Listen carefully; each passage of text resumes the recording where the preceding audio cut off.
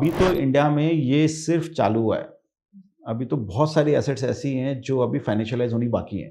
Cash flow, contract, counter party, आप इन 3 चीज़ों पे फोकस करिए। इवन 100 रुपया भी से भी लोग इन्वेस्ट चालू कर सकते हैं।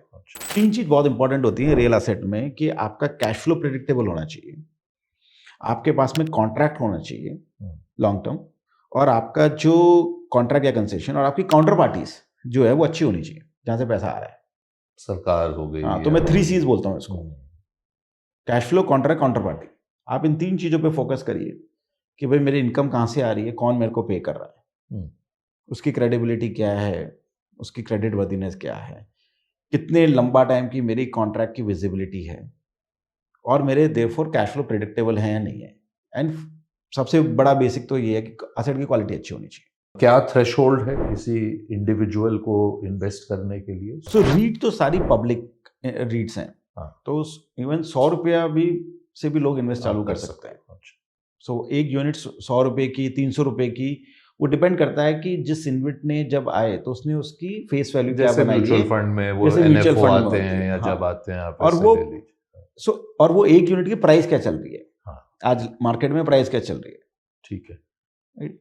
जैसे अभी एम्बेसी कल कुछ 430 435 रुपए के बीच था, तो अगर आपको एक यूनिट खरीदने है तो आपको उतना पैसा लगाना। अच्छा, ठीक। राइट? तो आपकी स्टॉक प्राइस क्या चल रही है उसके हिसाब से आप एक यूनिट भी खरीद सकते हो पब्लिक में। ठीक है। सेम इज इन्विट में आप एक यूनिट खरीद सकते हो, जो पब्लिक इन्विट्स हैं।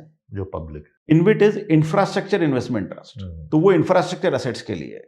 राइट? तो इंफ्रास्ट्रक्चर एसेट की डेफिनेशन जो है वो डिफाइंड है सेबी की और आरबीआई की, कि भाई ये इंफ्रास्ट्रक्चर एसेट्स हैं और ये रियल एस्टेट हैं।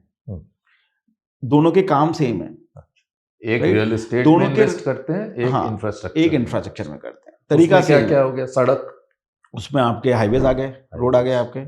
उसमें भी आप जैसे एक चंक ले लेते हैं हाईवे का। आप हाईवे का ले लीजिए, मतलब डाइवर्सिफाइड हाईवे ले लीजिए, कि आपके एक एसेट नहीं होगी, 5 होंगी, 10 होंगी, 15 एसेट्स होंगी।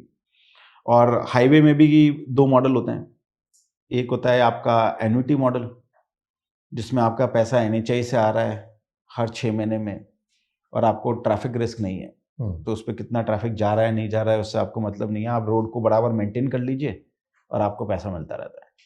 दूसरा होता है टोल रोड, जिसमें आप जितना ट्रैफिक जा रहा है उसके हिसाब से आपको इनकम आती रहती है। और एक होता है आपका पावर ट्रांसमिशन, जिसमें आपको एक फिक्स्ड अमाउंट हर महीने का मिलता रहता है 35 ईयर्स के लिए। फिर आपके होते हैं रिन्यूएबल पावर, जिसमें आपका फिक्स टैरिफ है, जिस पे आप बिजली बेच रहे हो और आपको वो कैश फ्लो आ रहा है। फिर उसके बाद में आपकी डिजिटल एसेट्स होती हैं, जैसे टावर्स हो गए। अच्छा। राइट? जिसके अंदर में आपने रेंट पे वो टावर्स दे रखे हैं, आपको वो इनकम आती जा रही है। वेयर हाउसेज होते हैं, राइट, जिसमें आपने वेयर हाउसिंग की आपकी इनकम आ रही है। सो अभी तो इंडिया में ये सिर्फ चालू हुआ है। अभी तो बहुत सारी एसेट्स ऐसी हैं जो अभी फाइनेंशियलाइज होनी बाकी हैं। अभी तो करीब करीब 8 या 9 एसेट क्लास ही आई हैं इसमें। अच्छा। और ये तो काफ़ी बड़ा मार्केट होने वाला है। धीरे धीरे जितनी भी इनकम प्रोड्यूसिंग एसेट जब एक मेच्योर स्टेज पे पहुंच जाएंगी, जहाँ पे ये है कि भाई अभी इसकी ग्रोथ से ज़्यादा अभी इसमें इनकम जब का प्ले ज़्यादा है, वो सब रीट्स और इन्वेस्ट्स में आती है।